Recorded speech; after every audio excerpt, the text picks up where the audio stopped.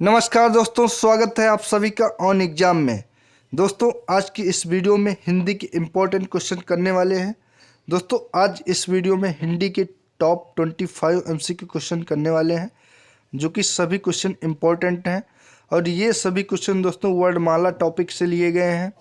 तो दोस्तों वीडियो को अंत तक देखिएगा। आइए आज की वीडियो को शुरू करते हैं। वह छोटी से छोटी ध्वनि जिसके टुकड़े नहीं हो सकते हैं उसे क्या कहते हैं। दोस्तों इस क्वेश्चन का आंसर आप लोग कमेंट बॉक्स में कमेंट करके बता सकते हैं। इसका आंसर क्या होगा? वह छोटी से छोटी ध्वनि जिसके टुकड़े नहीं हो सकते हैं उसे वर्ण कहा जाता है। इस क्वेश्चन का right answer option number C हो जाएगा। दोस्तों सी इस क्वेश्चन का राइट आंसर होगा।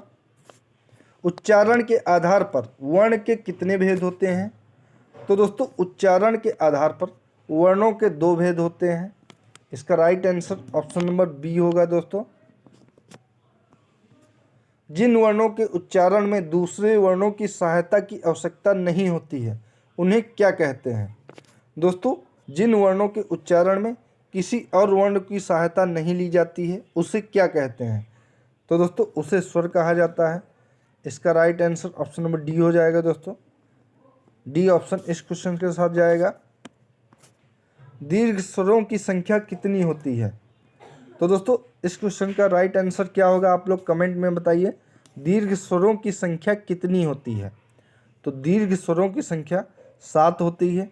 दोस्तों एक और बहुत इंपॉर्टेंट क्वेश्चन पूछा जा सकता है कि स्वरों की कुल संख्या कितनी होती है? तो दोस्तों स्वरों की कुल संख्या 11 होती है और दीर्घ स्वरों की कुल संख्या 7 होती है। तो इसका right answer option number C हो जाएगा। दोस्तों अगला क्वेश्चन, किसी स्वर के उच्चारण में लगने वाले समय को क्या कहा जाता है? दोस्तों जब हम किसी स्वर का उच्चारण करते हैं तो उसमें जो समय लगता है उसे मात्रा के नाम से जाना जाता है। इसका right answer option number D हो जाएगा। दोस्तों डी राइट आंसर हो जाएगा। दोस्तों इस क्वेश्चन का हिंदी वर्णमाला में स्वरों की कुल संख्या कितनी है? दोस्तों आप लोग इस क्वेश्चन का आंसर कमेंट बॉक्स में करके बताइए, क्योंकि इस क्वेश्चन का आंसर पिछले क्वेश्चन में डिस्कस किया जा चुका है कि हिंदी वर्णमाला में स्वरों की कुल संख्या कितनी होती है। तो दोस्तों इस क्वेश्चन का right answer option number B हो जाएगा। दोस्तों बी ऑप्शन नंबर इस क्वेश्चन के साथ जाएगा। 11 होती है। दोस्तों अगला, भाषा की सबसे छोटी इकाई क्या है? तो दोस्तों भाषा की सबसे छोटी इकाई वर्ण है। दोस्तों option number C question number 7 के साथ जाएगा। ऑप्शन नंबर सी दोस्तों भाषा की सबसे छोटी इकाई वर्ण होती है। ए वर्ण क्या कहलाते हैं? दोस्तों इस क्वेश्चन का राइट आंसर क्या होगा? मूर्धन्य, कंठ, कंठ तालव्य, ओष्ठ। तो दोस्तों ए वर्ण क्या कहलाते हैं? तो इसका right answer option number C हो जाएगा। दोस्तों ए वर्ण जो कि कंठ तालव्य कहलाते हैं। इसका right answer option number C होगा। दोस्तों अयोगवाह वर्ण कौन कौन से होते हैं? दोस्तों बहुत ही इंपॉर्टेंट क्वेश्चन है, हिंदी में वर्णमाला से कई बार एग्जाम में पूछा जा चुका है कि अयोगवाह वर्ण कौन कौन से होते हैं। तो दोस्तों अयोगवाह वर्ण अंगा और आह जो कि अयोगवाह वर्ण होते हैं। इसका right answer option number D हो जाएगा। दोस्तों ऑप्शन नंबर डी दोस्तों क्वेश्चन नंबर 9 के साथ जाएगा। हिंदी में मूलतः वर्णों की संख्या कितनी होती है? दोस्तों हिंदी में मूलतः वर्णों की संख्या कितनी होती है? बहुत ही इजी और बहुत ही इंपॉर्टेंट क्वेश्चन है दोस्तों।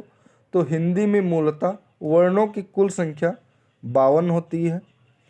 इसका right answer option number A हो जाएगा। दोस्तों लुंठित व्यंजन कौन सा है?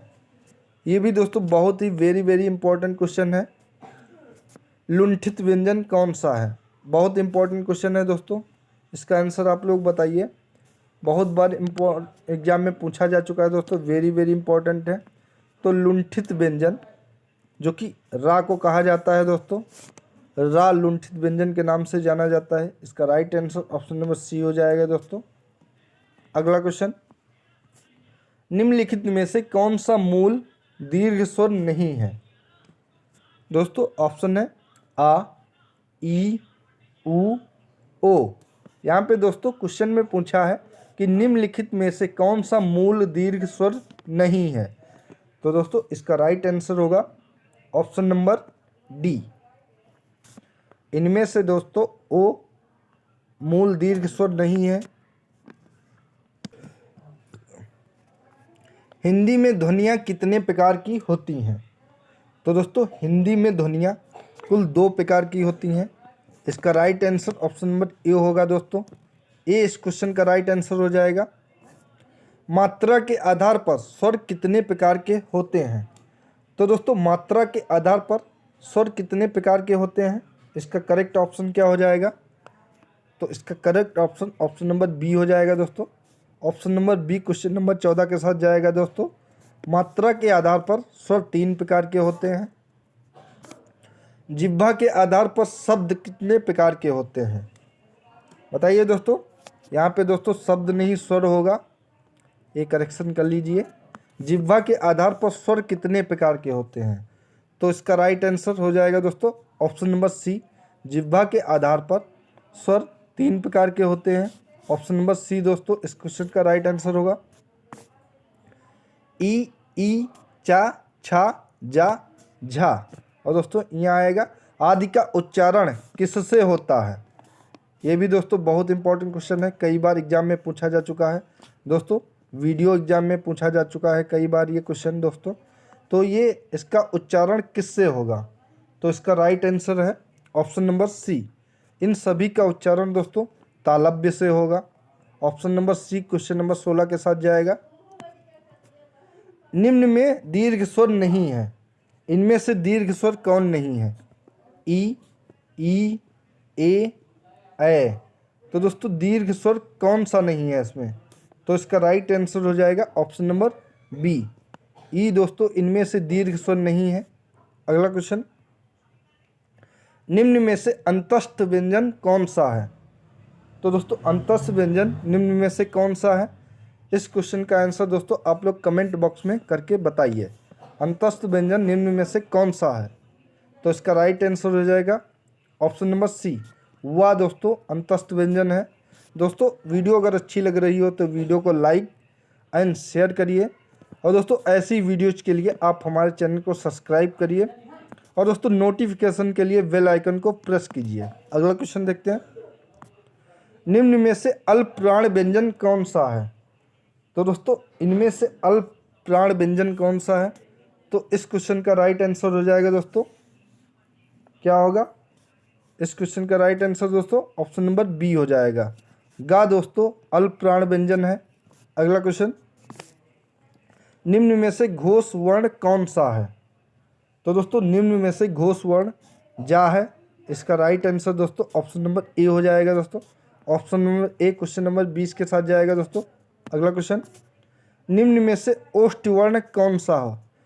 दोस्तों ओष्ठ वर्ण कौन से होते हैं? जिनका उच्चारण ओठ से किया जाता है उन्हें ओष्ठ वर्ण कहा जाता है। तो दोस्तों ओष्ठ वर्ण कौन से हैं? तो दोस्तों ऊ को दोस्तों उच्चारण ऊ का करने पे दोस्तों ओठ गोल हो जाते हैं, उसे ओष्ठ वर्ण कहते हैं। इसका right answer option number D हो जाएगा। अगला क्वेश्चन, काकल्य वर्ण कौन सा है? दोस्तों ये वेरी इंपॉर्टेंट क्वेश्चन है। काकल्य वर्ण कौन सा है? तो इसका राइट आंसर हो जाएगा दोस्तों ऑप्शन नंबर सी। हाँ काकल्य वर्ण है। सी इसका राइट आंसर हो जाएगा दोस्तों। 22 क्वेश्चन नंबर 22 का क्वेश्चन नंबर 22 का दोस्तों सी राइट आंसर हो जाएगा। अगला, या का उच्चारण स्थान क्या है? तो दोस्तों या का जब हम उच्चारण करते हैं तो इसका उच्चारण स्थान क्या है? तो या का उच्चारण स्थान तालु है। इसका राइट आंसर दोस्तों ऑप्शन नंबर बी हो जाएगा। अंतस्थ और ऊष्म वर्ण कितने हैं? तो दोस्तों अंतस्थ और ऊष्म वर्ण कुल 8 हैं। इसका correct option option number B हो जाएगा दोस्तों। Option number B question number 24 के साथ जाएगा। अगला क्वेश्चन, निम्नलिखित में से कौन टा वर्ग में नहीं है? तो दोस्तों बताइए, ठा, डा, धा, ड़ा, इनमें से दोस्तों टा वर्ग में कौन सा नहीं है? तो दोस्तों इसका राइट आंसर हो जाएगा ऑप्शन नंबर सी। धा दोस्तों जो है वो टा वर्ग में नहीं आता है, ता वर्ग में आता है। तो दोस्तों ये थी आज की महत्वपूर्ण वीडियो अगर अच्छी लगी हो तो वीडियो को लाइक एंड शेयर करिए, साथ ही साथ दोस्तों चैनल को सब्सक्राइब करिए। थैंक यू दोस्तों।